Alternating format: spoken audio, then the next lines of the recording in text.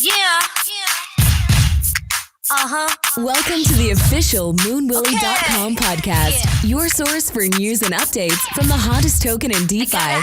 Here's your host, the voice of DeFi, Steven. Revolutionize the workplace economy, the global workplace economy. That's what the AMA today discusses, as I was able to discuss with the CEO of Hive, a blockchain project that looks to revolutionize the workplace world. And it's with the CEO Tudor Stomff. And it was a fantastically interesting conversation that I had with him about his project and what it can be. And let me just tell you, it can be a whole lot, and it can truly change the way we get paid for the work we do. So very interesting conversation. Enjoy. There we go. What's up, everybody? How you doing today? I'm Steven, the voice of DeFi, and we've got a good one here today. We've had a great week, first of all, but we're going to finish off this week really strong because we've got a big AMA today with the CEO of Hive, Tudor Stomff. And I really am interested in talking to him. If just give you an overview of his project. It has a lot to do with the workplace and really could revolutionize just the workforce industry. So we'll talk to him a little bit about that. At the end of this, you'll get an opportunity to be able to win yourself some DAI, because we'll choose 5 questions from you. He will choose 5 questions, and the 5 questions that he chooses, MoonWilly will give those 5 people $20 in DAI each. So exciting AMA today. I'm really excited to be able to learn a little bit about this project, and then you can learn a little bit about this project as well. So we can, it's always good to be able to know what new and exciting projects, not just from an investment standpoint, but also from a, forwarding the industry standpoint as well. So I am really, really excited. Let me start off just to making sure we have our guest in here. But Mr. Stomff, are you in the room? Hi. Oh, hey, how are you? Oh, I'm good. I was just listening. Sorry, I was still on mute. So it's really great to be here today. Thank you for the introduction. And I'm really excited to see how this whole discussion is going to develop. Absolutely. We run it a little bit more laid back here. I am Steven, the voice of DeFi, and I want it to come off as just a couple of friends talking at the bar sort of a feel. I don't like it to be just overly structured, although we have a little bit of structure here. But I really want to dive deeply into Hive. But before I do that, we've got to know who we're talking to. So give me a little bit of your origin story. Where did you get started in blockchain? And just kind of tell me how eventually you grew to finally being in the position you are now. Sure. I mean, okay. So, it's been quite a while actually since I first joined. So initially I learned about Bitcoin around 2012, 2013. I learned about it from a friend of mine. My friend is actually still in the industry as well. He told me about it the first time. And then, after, buying some coins here and there, mining and stuff like that, eventually in 2017, I opened my first, company in the space, which was called Bounty Hive. So that was, on one hand, a marketing agency. And it grew to quite a bit. We had, I think, over 200 clients. And it was also a platform, so a micro-tasking platform where people could solve tasks for Twitter, for Facebook. They could do translations or write an article, and they would get rewarded with some tokens. That was pretty successful. We had, I think, 200,000 active users at some point. And this is also where Hive started, basically, because we found the need in the market. And eventually we wanted to work on something that was bigger, because Bounty Hive was very niche. And so we decided to build something more generalistic. So that's pretty much the short story, I guess. Yeah, that's interesting, because, you started out doing something. First of all, you started out with Bitcoin very early on, learned about blockchain. But then even with Bounty Hive, it sounds like you can definitely see the steps that you were kind of putting in place to be able to grow to what Hive is becoming. So interesting to see kind of your evolution to go from founding Hive to here, 200,000 active users. That was certainly good for even your first few steps in this, but we'll get to how big your community is now in a moment. So that's great to know about you, about who you are, but also let us know kind of a little bit more about Hive itself. And I know there's a lot of layers to Hive. So quickly, for those that are listening that have no clue what your project is about, give them an overview of what Hive is now and how it can revolutionize the workforce. Sure. So Hive in one sense is a generalistic collaboration protocol, right? So what that means is, first of all, we aggregate all kinds of tasks, whether we're talking about a job, a competition, an offer like on Fiverr, maybe a sponsorship or a scholarship offered by a university, a grant made by a research institution, or simply a task, meaning pick someone up and drop them off at that place, or, just do an Excel for me. So any sort of collaboration form that exists is or will be incorporated within the Hive protocol. So that allows people to actually work with one another in a much simpler way, right? The second thing that we do is, because we had to build all this infrastructure to actually make the whole thing work, was we're opening up the ecosystem so that other people can build their own platforms on top of Hive. And the reason for that is because at its core, a lot of things are just different forms of working together. So an example would be Uber. If you pick someone up in your Uber card and then you drop them off at the destination, that's basically a task. Or Airbnb, which is essentially an offer. We have a hotel and we have three options: a single bed, a twin bed, or a king bed, right? And so each offer has this different details, and you just choose one of them and pay the supplier themselves, right? So the idea is that we're essentially trying to build a global collaboration protocol, right? And so this involves different steps. On one hand, it also involves allowing people to build their own things, because that's also about working together in collaboration. On the other hand, it means we give people the option of running their own self-governed DAOs, right? So if you want, we can talk more about this later. Yeah. It's a more complex topic. Yeah, absolutely. And I think we'll get to it as we get to, I'm going to ask about your ERC version here in a moment, which may get into that conversation. But I want to get into, first of all, you have kind of two, things you're looking at is, global collaboration, and then providing that infrastructure for service platforms or marketplaces. And you mentioned like Uber, and I think that's interesting. So if I'm to understand correctly, if a group like Uber, call it a taxi service, that were to use Hive, then the driver would be getting paid in Hive tokens. Is that what I'm understanding? Or I guess they could even get paid in Uber tokens if it was just the framework that you were, collaborating with. Is that what I'm understanding? That it would be up to your partners of what they would use? It is not necessarily to pay in Hive. That is not a necessity even on Hive. So they can pay in any token that is accepted by the protocol. Now, the protocol will have some default tokens that are accepted, right? Like all of the stable coins, Bitcoin, Ether, basically wrapped Bitcoin and wrapped Ether, right? Sure. And so over time, the community is going to be able to make proposals of accepting new tokens to be accepted by the whole protocol. And then they're just going to be added. And so any sort of individual or company who is building on top will be able to accept all of those coins. If they want to accept a new coin, they can make a proposal as well, and people are going to vote on it. Yeah. Interesting. So yeah, you've got that's a great answer to that. And you've got the one side of it where you could provide the infrastructure for a platform like Uber, like Airbnb, but then you've also got kind of your global collaboration. Was this idea an idea that you had? And obviously it was, because you told me kind of how you got here, but it certainly must have been augmented by the pandemic of so many people working from home, globally working, potentially working, living in Puerto Rico and working out of New York remotely. And the payment system for that can be a little odd, especially as you cross country lines. Was that it must have at the least been a help to kind of moving your vision along?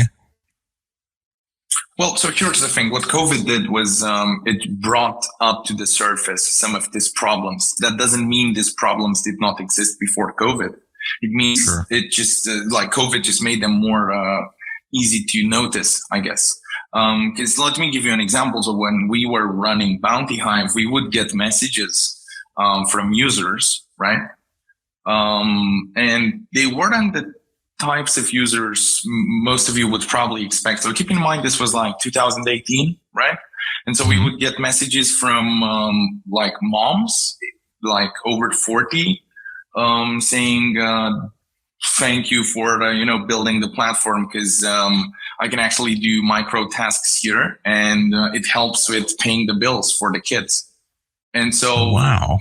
Yeah. Like, that's how we realized people needed this. So the thing is, with Bounty Hive, we didn't stop because we didn't have enough users. That was actually the problem. We had too many users. And so because the types of tasks we were doing were too niche, we were not able to provide a large enough volume of tasks to satisfy the number of people who were willing to solve them. That actually blows my mind a little bit, as far as you saying the mom's writing to you, because as I think about it, the reason I guess it blows my mind is, if you're a parent, you don't have much time to spare, but I think a lot of people are looking for kind of a side hustle of some way to bring in just a few extra bucks. But you don't have the time really to go and get a part-time job, or you don't have the reproducible schedule that a part-time job may need. But to do a micro task, maybe you've just got, 15 minutes here and there, and you can, like you said, I think you mentioned Excel sheets or just different types of micro tasks you could do, sharing a tweet. And that is really freeing, I think, for people. Is that, I can ask about your marketing here in a bit, but maybe I'm just too excited to ask about it now. Is that kind of your marketing angle to be able to say, hey, our platform frees you from a traditional, work environment where you can just do things instead of just play Candy Crush on your phone? You could earn a little bit of cryptocurrency. Is that kind of your marketing angle? To some extent. The thing is, it also protects you. So the way Bounty Hive won back then was because we were the first people to introduce protection for users. So back then, before Bounty Hive, the way bounties were run was through a forum, Bitcoin Talk. This is actually a forum that Satoshi created. And by the way, as a tidbit, people can actually still find his messages. Like if anybody wants to see what Satoshi was saying, they can literally go check his Bitcoin Talk profile. So yeah, anyway. I've done that before, and I've seen that he hasn't signed in since, whenever it was, 2009 or something like that. And I have creeped on it before, because it really gets your gears turning into the origin of this whole thing. And I invite anyone that's listening to do it, because it's neat. Exactly. And he has some legendary quotes, like the one with, if you don't get it, I don't have the time to explain it to you. Love it. He obviously had a little bit of an attitude, which I for some reason that endears him to me a little bit. But anyway, that's a whole nother, we'll talk about that another time. But they used to run these bounties on Bitcoin Talk with Excel sheets and Google Forms. And in a lot of cases, either the companies wouldn't pay out the bounty, or the bounty manager would run away with the bounty. All sorts of problems happened, right? And so all of a sudden with Bounty Hive, we introduced rules for everybody that they had to be kept accountable to. And so every company that wanted to run a bounty on Bounty Hive had to escrow their bounty pool first, right? Then the payment schedule was preset. When you launched the bounty, you had to set a time when you would pay out the bounty, as opposed to in the past when they could, just pretend they forgot about it for several months, right? And so that was the game changer. So with Hive, it's also the same thing, is every time you engage somebody in one way of collaboration or another, whether it's a job, a task, whatever, that money has to be escrowed. So you are certain that as long as you keep your end of the deal, the individual you're interacting with is going to have to keep his, you know?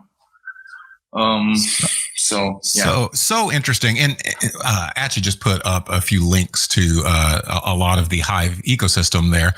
One of the things I might suggest everyone does is go to app.hive.works. And you can look at some of the gigs that people have on there, and it really will give you, I mean, obviously it gives you a feel for what Hive is because you can see it right there in front of you. But just, reading everything that's in front of it, somebody's got a DM bot for Telegram. Somebody will design a unique logo. Somebody can make a smart contract. How about this? A musical one, hybrid and orchestral music composer. I mean, there really is no end. So tell me this. This is just a few days, so I'm not sure if you know, but the platform has been live for like a bit over a week. Right. So it's fairly new. So people are flocking to it, though. In my mind, a lot of these are, about a week old posts. Answer me this is like, I know whenever people see this, they're going to immediately think of Upwork or even Fiverr or something like that. Is this a decentralized form of those, or is there something more differentiating it than just decentralization? Well, on one hand, it is that as well. Yeah, definitely. On the other hand, it is at best an aggregator of those. Because on Upwork, you do tasks. On Fiverr, you do offers. Or on 99 Designs, you do competitions, right? There is not one single place where you could have multiple forms of collaboration. That's one of the main complaints that freelancers have, because every time they switch platforms, they lose their whole reputation. Even though they have the same skill set that they're selling, they're just selling it in a different form, right? That's right. And so this doesn't happen here. I mean, eventually, even if at some point you're going to decide to stop using Hive and start using some new decentralized platform that is going to smash Hive out of the water, right? Your data is still on chain. You can still prove it and move it over if you wanted to, right? I mean, almost like a digital identity, right? Almost like a digital identity. Yeah. I mean, more so like a digital reputation in terms of work. So it doesn't have to be an identity, because you don't have to be, you don't have to be Steven. You can be 0x whatever, as long as the chain says that every time you took on a job, you delivered it perfectly. I don't really need to know more about you to hire you, right? That's fantastic. As myself, like my talent is my voice, right? So, and you're right. If I go from platform to platform, and let's say I switch platforms, and I've got all kinds of reviews, and everybody might say on one platform, oh yeah, it's he's doing great. He's great for AMAs, that sort of thing. But then I move to the other platform, and I've got zero. I've got nothing. I've got no experience. Yeah. It's like I don't. I can tell people on there I've got however long experience, but they're not going to believe me without that critical amount of, digital social proof.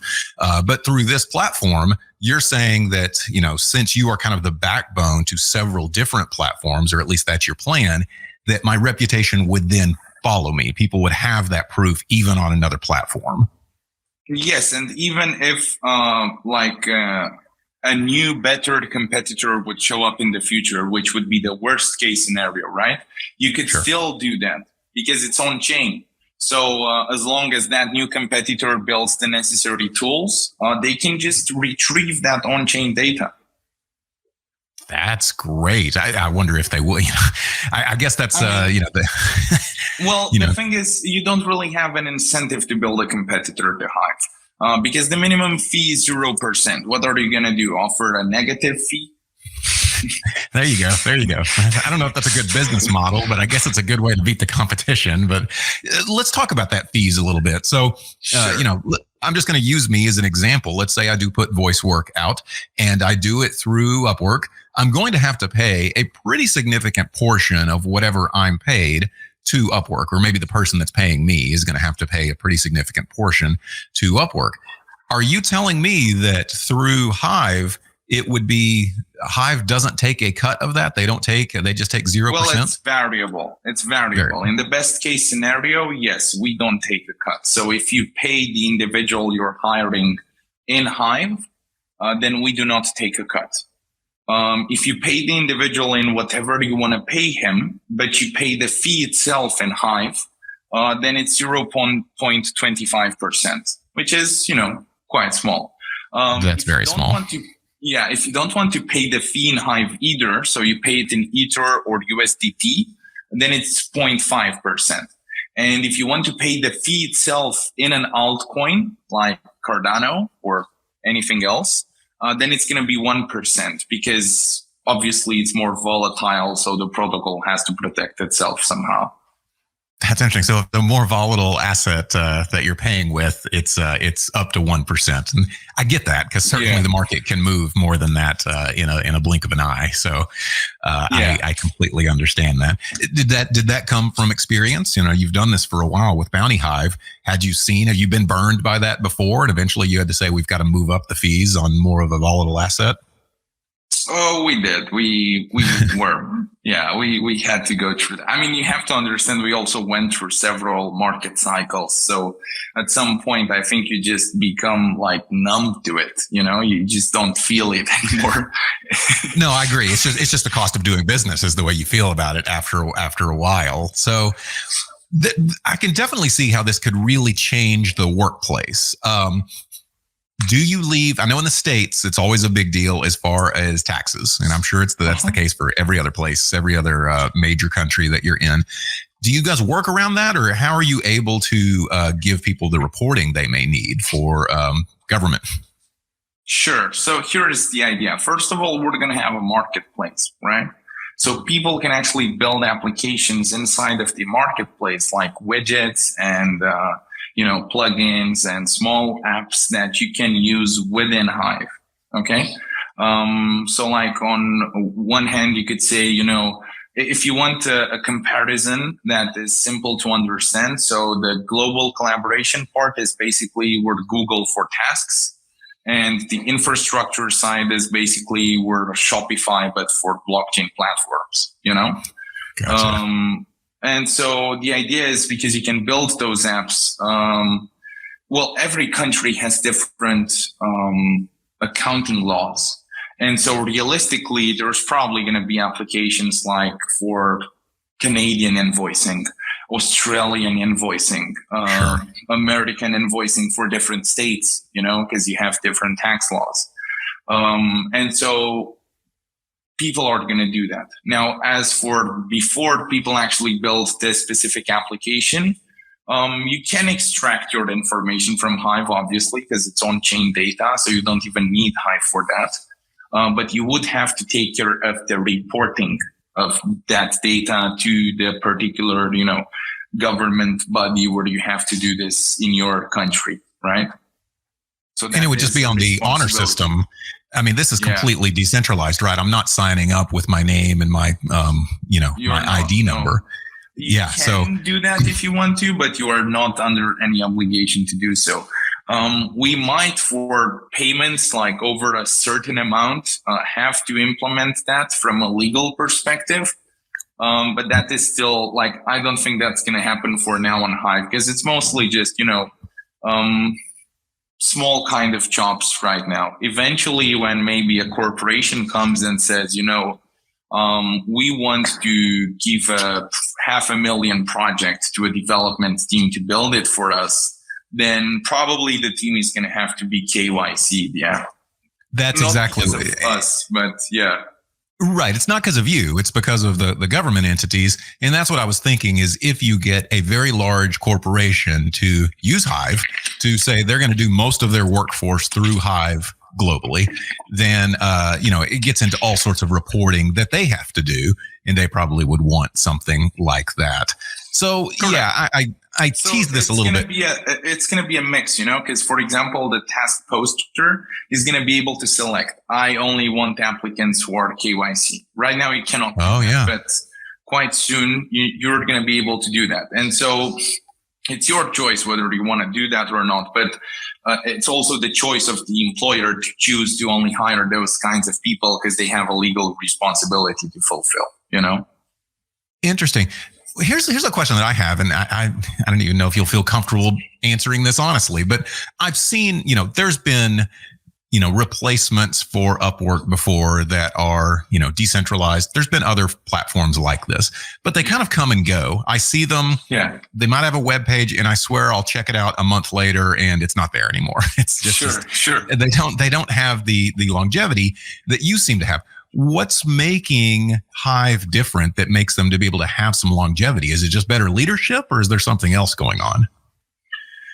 Well, the thing is, our path as entrepreneurs in blockchain started from us being very transparent and having a reputable, we had a reputation online, even if it was under an ID. Because, for example, I used to have, and I still have a Bitcoin Talk account, right?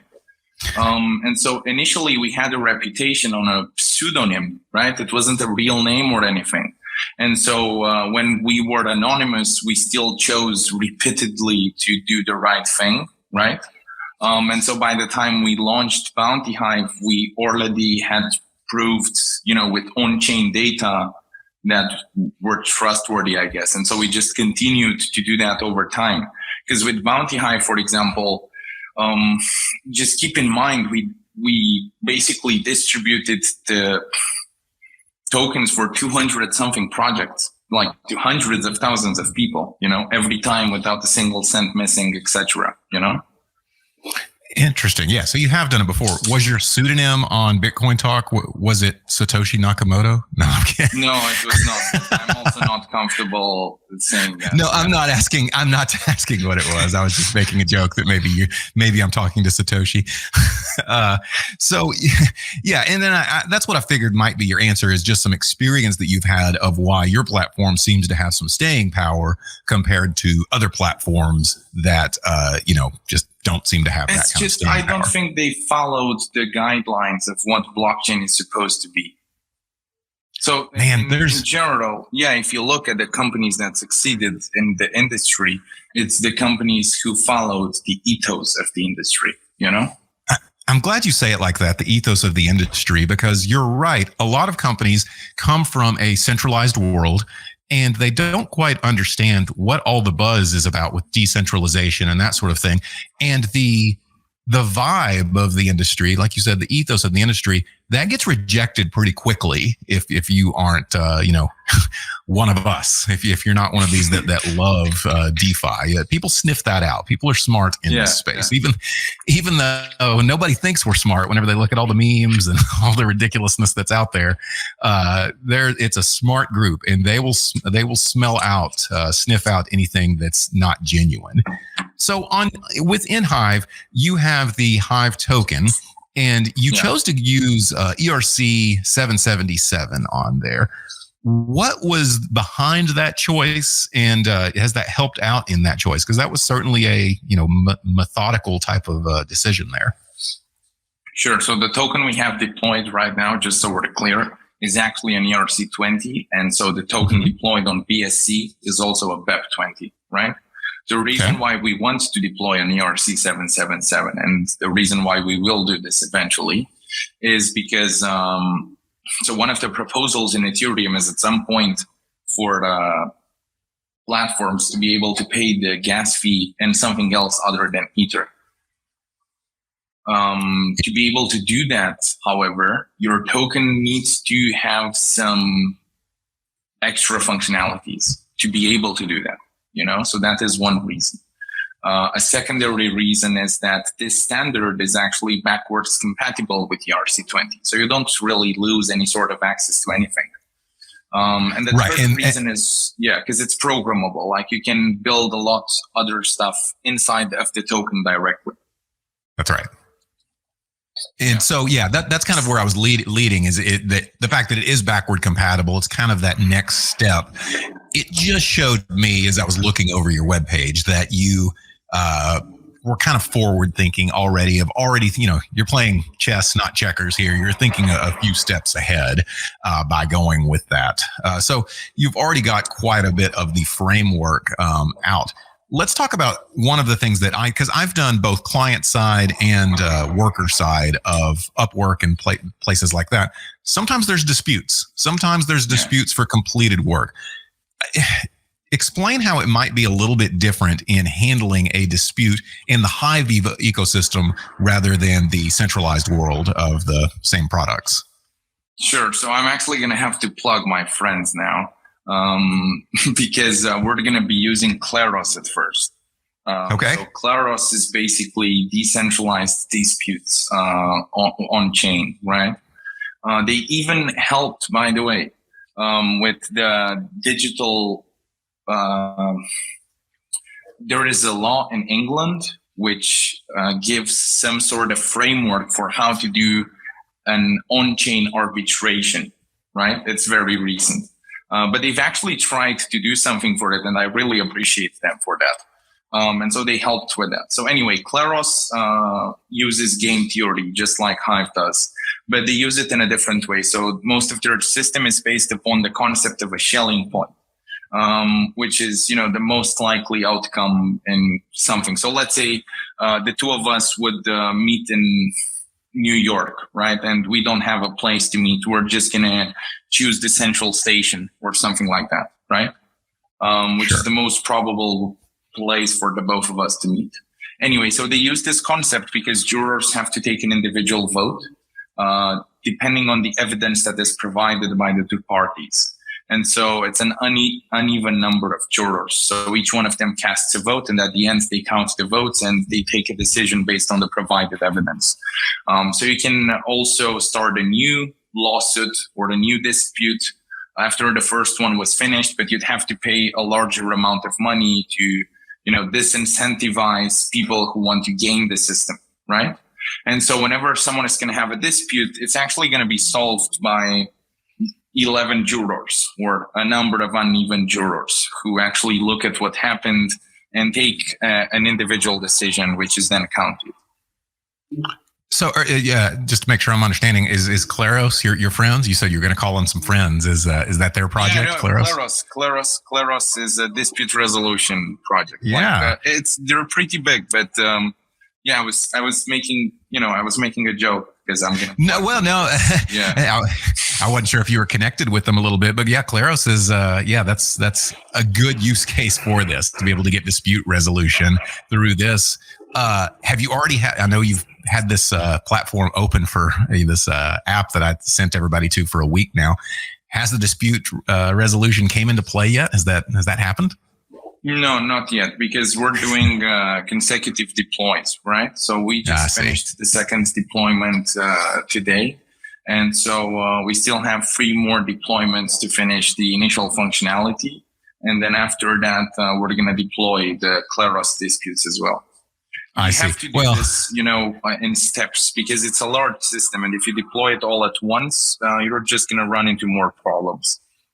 No, and that's the case in any type of technology. But yeah, there will be somebody that gets disputes eventually. And that's just the way the world works. And it'll be interesting to see whenever it does how it works out with Kleros. I hope it works I don't think necessarily it'll be a pain point of your project, but I want to see it work very well, because I think it will be something that you can really tout is dispute resolution, because this does happen. I mean, it happens quite a bit. Of course. And don't get me wrong.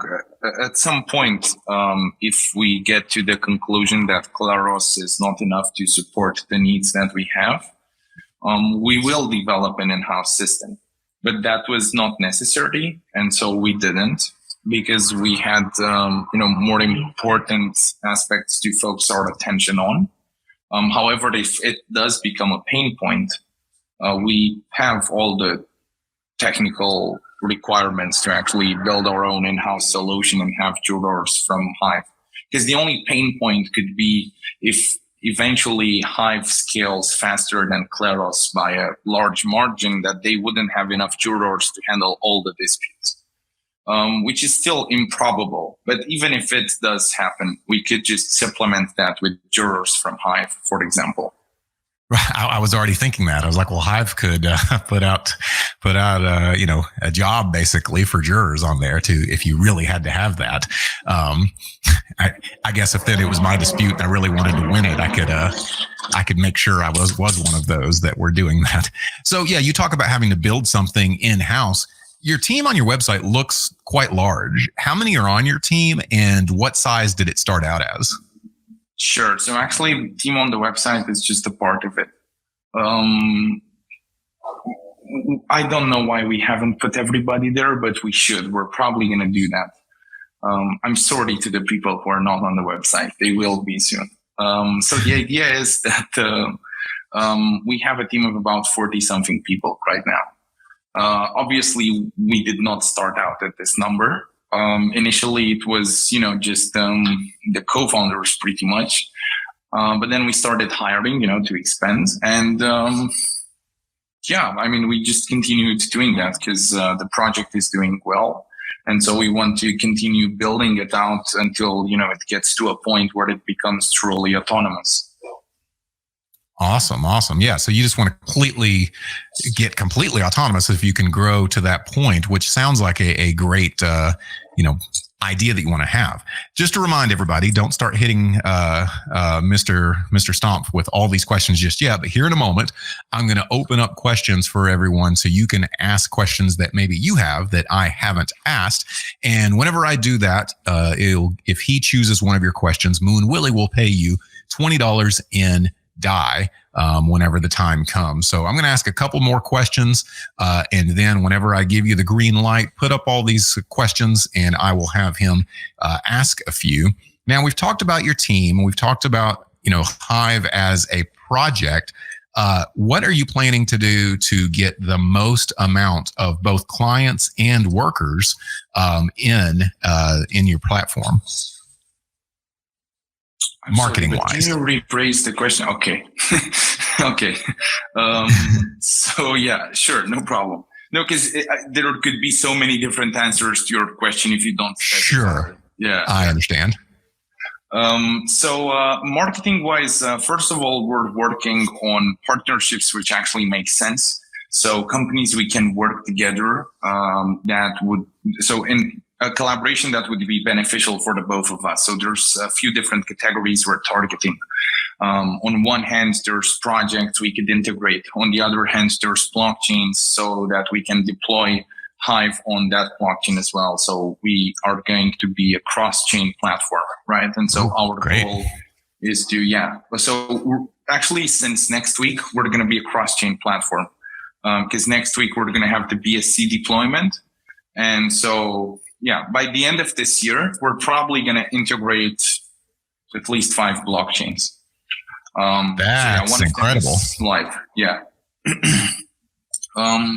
moving forward, the idea is that we're going to have these types of partnerships. Then we're going to have companies who actually come and post tasks on Hive. And then finally, we're going to have the partnerships with companies where we can just help each other out with so we also have the Launchpad component of the ecosystem. And the reason why we have that, I'm going to explain in a bit. So we can do partnerships with other Launchpads for common deal flow and stuff like that. The Launchpad also allows people to actually, projects to create their own staking vaults, liquidity mining vaults, and even run their own governance. So you can have proposals and vote on them with their token, Well, go ahead and go into that. You teased on that earlier as well, as far as like a DAO, segment to this, where they can have some governments, some voting, and even get into the staking part of it. Go ahead and expound on that. What's your timeline for that? And kind of give me an example of how it might work. Sure. So one of the components is live, which is the Launchpad. So you can host a project there, and then after that create, as I mentioned, staking vaults, liquidity mining vaults, and run governance. So that means people can make proposals with your token, and they can vote upon those proposals, and then you as the project or the protocol has to implement them. But that is just the first step, because we have the Hives, that's how they're called. This is where the name of the protocol comes from. These are basically self-governed organizations. So that means the two of us could make a Hive, and let's say, you do the selling, right? Because you can talk with people and everything, and I can do the development side of things. And then we start an agency together. So we go and solve tasks on Hive and have a revenue. And at some point we get a third person on board as well. And then we want to grow it even more. So we start hiring some people. We have some employees that we can handle through Hive. And we have an on-chain reported revenue and an on-chain reported profit. So then we can use that to do basically an initial Hive offering on the launchpad and capitalize on the Hive we've built, right? And raise some money so we can scale faster and hire more people. And so after we do that, eventually we could even have our, Hive, our ticker, right, for the Hive we have created listed on a secondary market, like a decentralized one, and have it traded there. Because the thing is, if you have, you're going to have on-chain revenue and profit margins and everything. So you cannot really fake those. Like if it's successful, then it's successful. That's the end of the story. And maybe it's not going to be, some tech startup which is revolutionizing the world, but more simple types of startups like agencies and stuff like that can actually capitalize on the types of companies they're building much easier, That blows my mind. And the reason being is I keep on thinking that, this whole idea of a company being centralized that has, a CEO as a decision maker and, a whole hierarchy under him or her, I do think that may be on the way out the door. And something like a DAO may eventually be more what rules an organization. But the transition from, a centralized work world to a decentralized one can take a while to get. It looks to me like these hives, and I'm saying hive like the noun that you have on your site or in your project. This seems like that could get us to that point a little bit quicker. So yeah, that really, I'm going to have to really mull on that a little bit to think how that could really change things. Have you had much interest in that so far? Because I think that's really revolutionary. Yes, we actually have several companies who would like to try and recreate their companies as a hive, because a hive is basically a mini DAO, right? So it's a DAO within the DAO actually, because Hive is a DAO as well, Sure, it offers governance, right? Yeah. And so the idea is it's like a form of company, like as you have a limited, it could be like an LTD, it could be a Hive DAO, right? This is just to illustrate, obviously it's not the same thing. But yeah, and so you can create a hive and basically, run your operations in a decentralized manner through a DAO. And you can, take decisions within it. So you can choose for somebody to have a mandate of a year of being the CEO of the hive, Wow. Yeah. That like I said, that really, I'm gonna go to sleep thinking about that tonight. It's just it really could change the way some organizations are ran, and it's where I've always thought we're going to. But I guess as I'm just sitting here talking to you about it, I'm thinking like maybe this is sooner than even I think it is, and I think of myself as a forward-thinking individual. So yeah, that's really incredible. So you've got, I was saying we're the collaboration protocol, but you didn't believe me. That's right. You said it, and I was like, yeah, whatever. But we keep on talking, and by the end of it, you've got me convinced. Which, hey, that's what you're supposed to do. So that's really good. So to do this, you really need a lot of users. How many are you? Let me just put this. What's your goal to have by, say, the end of the year or maybe the end of next year? So by the end of 2022, I would like us to have 1 million users. And by the end of this year, 50 to 100,000, I'd say. Okay. This is interesting to me because when we first started out, you told me about Bounty Hive. Yeah, which had more than that.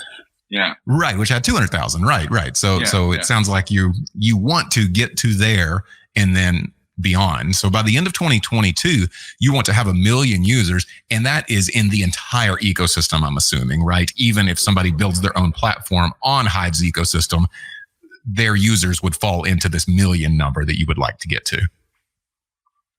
Is that correct? I honestly did not account for that, but yes, they would fall under the same category. Gotcha. Well, 1 million users, that is, that would make your project quite successful, and it's well on its way. My last question before I go to the audience questions is, your roadmap. We're at a very critical part in your roadmap right now as you're releasing different products. What do you have left to release throughout the end of the year in Q4? That's the thing, that's why I said this number, because obviously we had that for Bounty Hive. And Bounty Hive was a nice product, but it was, like a sandcastle when compared to the infrastructure that Hive has, right?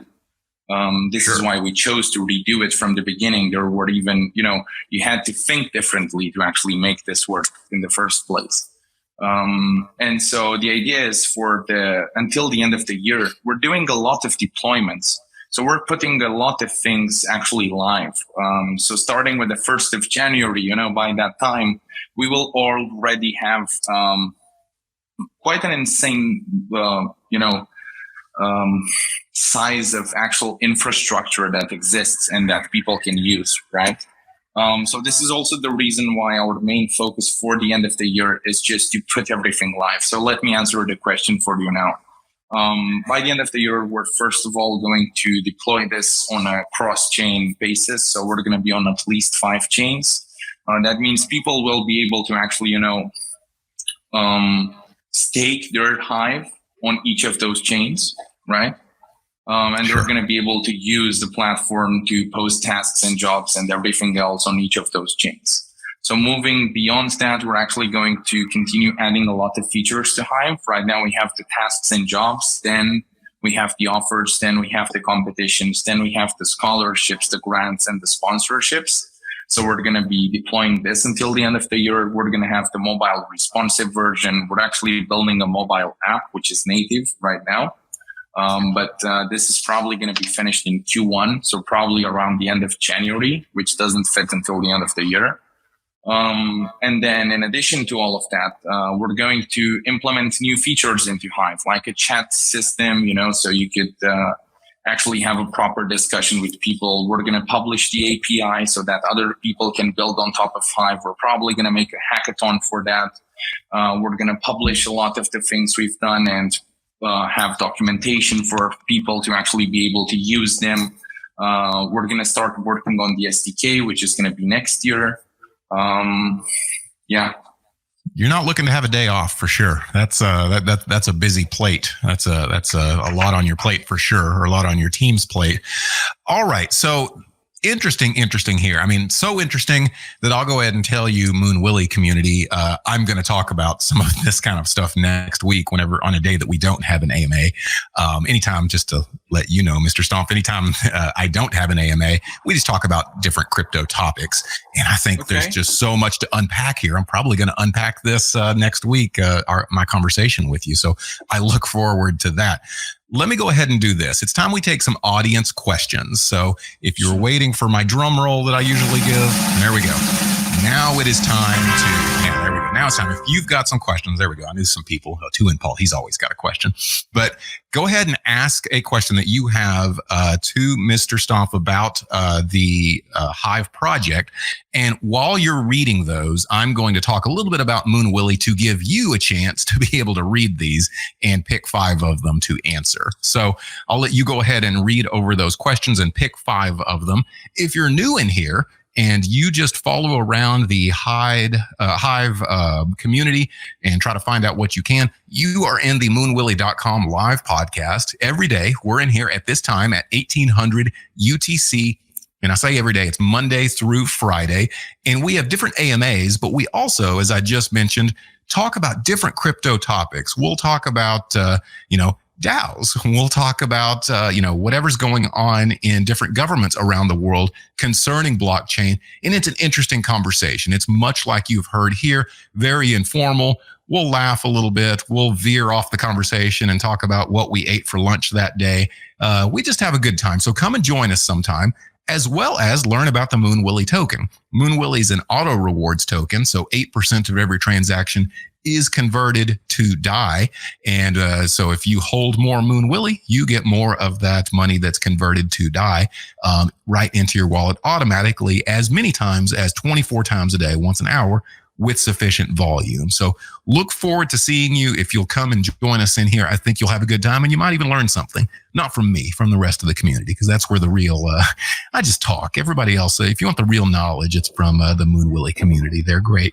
But have you been able to find any good questions in here to try to answer these? I definitely did. There's just so many of them. I was just reading through them, actually.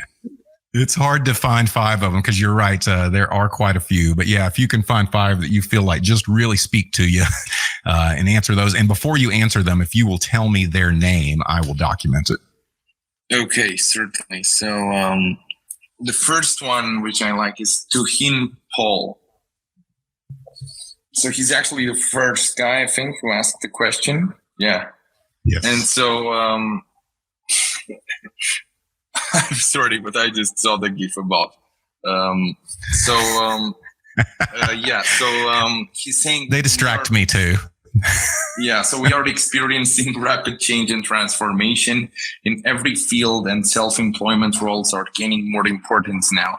So how do bounty hunter agencies affect Hive? Can they work together for a common goal, or will there be competition between you? So that's actually a great question.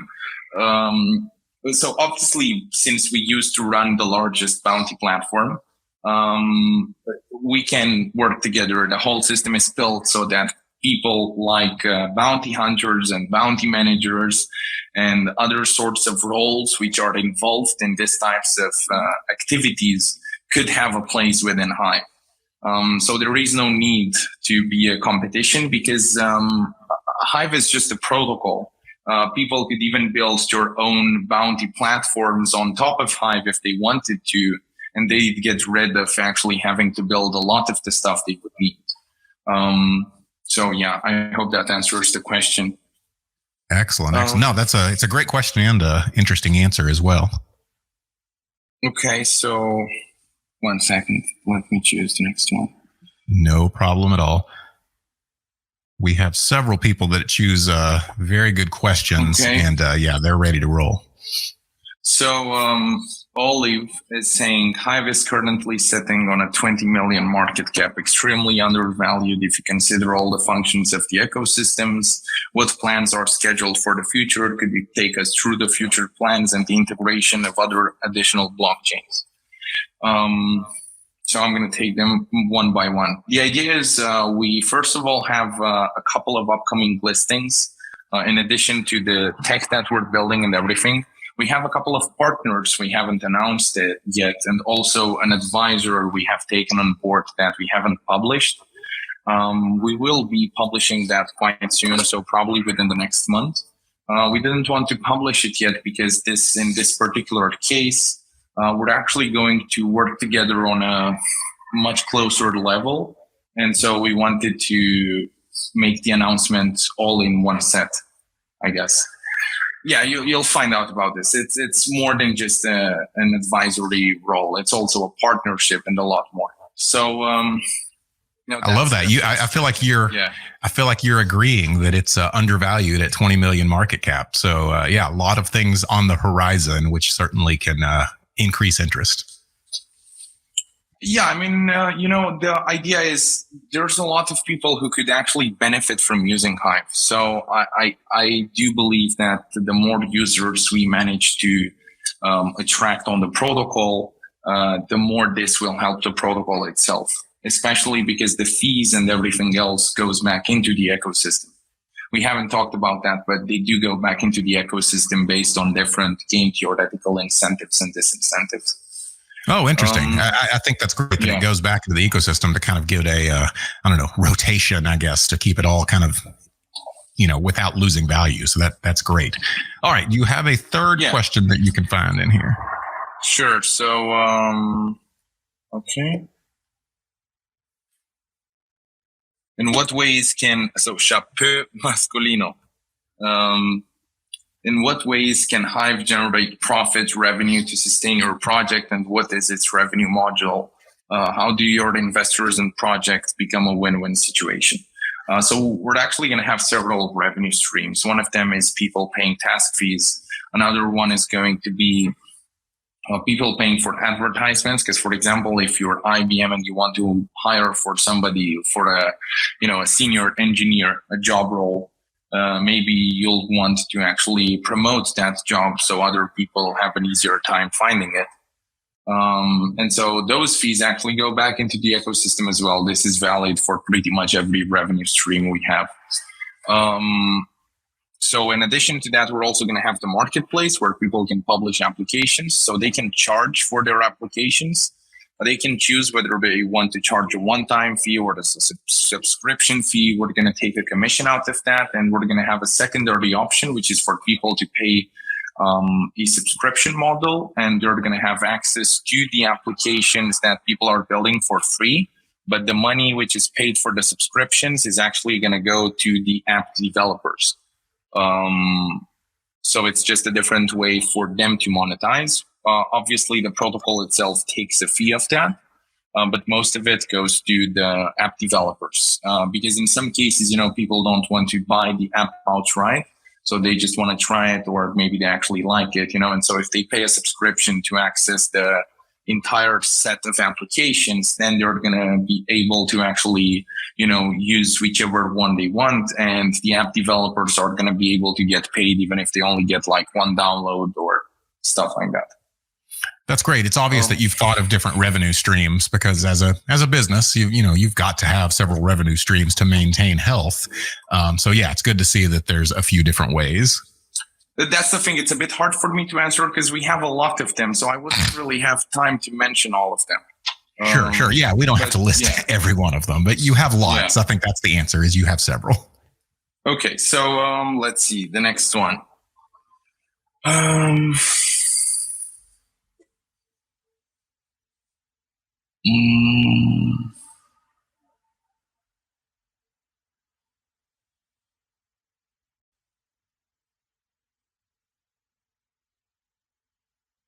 There are so many questions asked on here, and there's some people that just go around from getting contest to contest looking for different questions to ask. So some of them are rather general, and you'll find that others are more specific. So there's a question from one detail that caught my attention in Hive is that Hive wants decentralization, but it has an existing CEO. Don't you think this is counter logic? Does the CEO have an influence or role in governance? How does Hive plan to achieve decentralization? That is correct. It is a fair point. However, until a protocol becomes, fully live and operational, unfortunately, it does need to have someone to actually spearhead this. Eventually, the purpose of Hive is to either not have a CEO, or at the very least have a CEO that is voted by the community on a periodic basis, right? Hive will be a full DAO, and people will take votes. Now, obviously, I will have a right to vote as well as a founder, but not in excess of the tokens I own, if that's the question.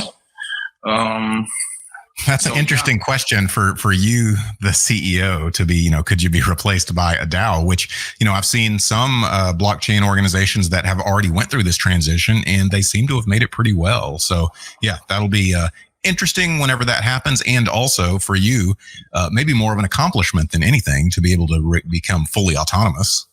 Yeah, I would honestly be very happy. Like that would mean, Hive is autonomous, and I can just, open the website and check it out. So that would be a lot of freedom. It's hard to imagine that now. I'm sure. But I would think, it would be freedom, but also just a real sense of kind of accomplishment of really moving forward to have that level of autonomy to lead it to be where it could lead itself, which to me is, you could really pat yourself on the back for that. All right. You've gotten 1, 2, 3, 4 questions. If you can find me one last one on there, answer it, and we will wrap this up. Okay.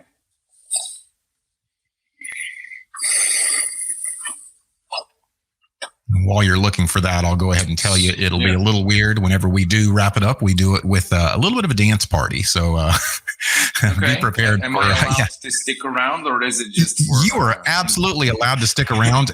What everybody does is put in a little dancing GIF. We have a custom song that was written and sang by a member of our community, and so you are welcome to put in a dancing GIF and join us. But let's hear that last question before we get into all that kind of fun. Yeah, I'm not sure I have a dancing GIF on hand, but I'll see what I can do. You can search.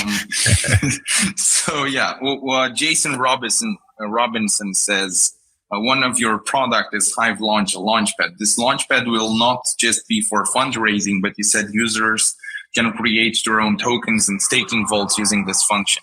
What type of tokens can a user create, and will it be limited to a particular blockchain? How will the projects use this launchpad? So the idea is, at first you're going to be able to create either an ERC20 or a BEP20 token, but eventually you're going to be able to create a token for all of the chains that we support at that particular moment. So the whole infrastructure is going to be cross-chain, and this applies to all of the features, whether it's the staking vaults, the governance, the token, or anything else. And by the way, I forgot that. So the Launchpad allows you as a project owner to create your own token, which comes pre-audited by us, so you don't run into any problems. And also, for example, do the vesting for them. We even have a feature whereby from the amount that you raise, you can automatically provide liquidity on a DEX like Uniswap and lock that liquidity for a period of time. Yeah. Wow. Yeah, that could really be useful for some people. That would really change things, because I think there's definitely a need for that. Yeah. Excellent. And if it's built in, even as a project owner, if you choose not to do that, it is still a statement, No, for sure. It's a statement that, one way or another. All right. Well, before we do our dance party, one last question by me is I just want you to close us out with a wise word. There's been someone out there that's probably trying to find what they're passionate about, get through the woes of life. They're just going through so much and they're trying to get their life on track. You, who have been through so many different iterations of businesses, all the way up now to trying to start a decentralized business to eventually allow the community to take over the decision-making process for you. That's quite a journey. What would be advice to somebody that's trying to, create their own thing on the internet, or just try to, survive the different woes that life can bring you? What would be advice that you have for them? So how much do I have to answer this? As much as you want to, man. As much as you want to. I would like to say a few things, actually, if I can. Am I allowed to? You are allowed. The floor is yours.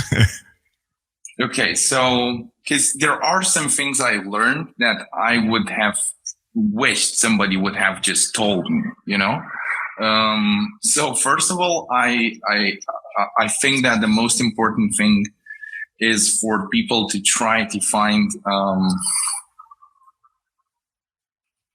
how should I call this? Just having, being at peace, right? It sounds maybe retarded, but there is a reason for it.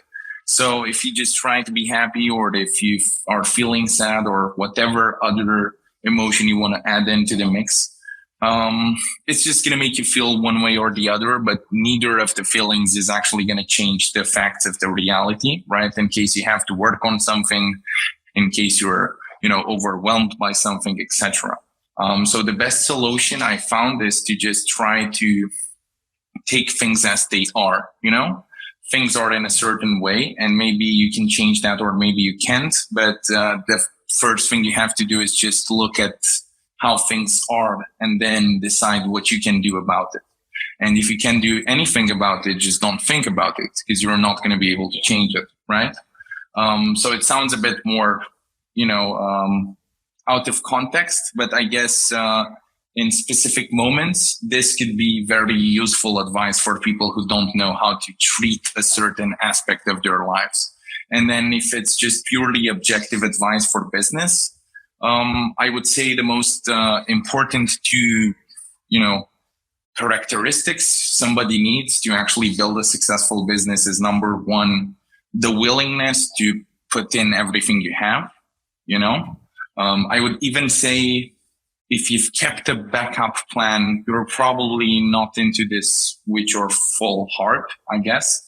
And so that might even lead you to failure because you don't actually believe in it entirely, And the second thing is that you have to compartmentalize things. So you need to be able to learn how to split different decisions and different categories and different departments and delegate that to the proper people. And so you need to learn how to choose the proper people to do a certain task, and then have the necessary patience to walk them through it, because initially they're not going to be as good as you are at doing that particular thing because you've done it for a while. So yeah, I guess that's pretty much it. Yeah, that last portion I thought where you're talking about, delegating and allow other people that their expertise in something to do it. I think that's great. I've seen that rule broken so many times in business and just in life. So yeah, I think all of that is some fantastic advice. Thank you so much for coming in here and giving us some of this good info on Hive. I really enjoyed it. I hope everyone else did too. Okay, thank you so much. Thanks for listening to the official MoonWilly podcast. Don't forget to head to MoonWilly.com and learn more about this exciting token.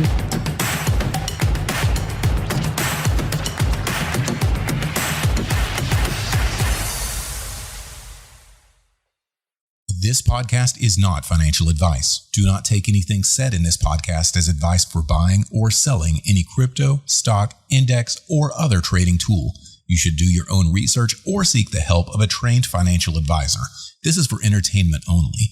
The information contained in or provided from or through this podcast is not intended to be and does not constitute financial advice, investment advice, trading advice, or any advice.